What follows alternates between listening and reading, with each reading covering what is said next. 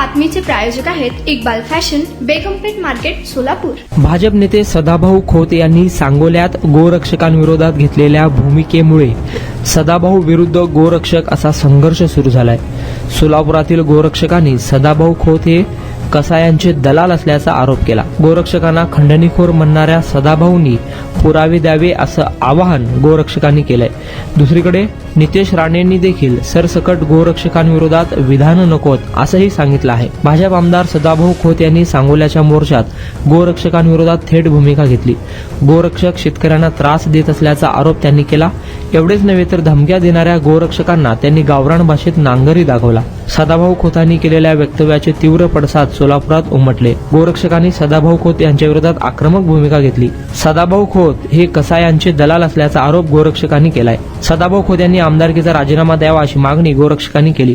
तुम्हाला पाहिजे एक उत्तम विवाह कलेक्शनचा अनुभव? सोलापूरमध्ये एकाच ठिकाणी सर्व काही मिळायला हवंय?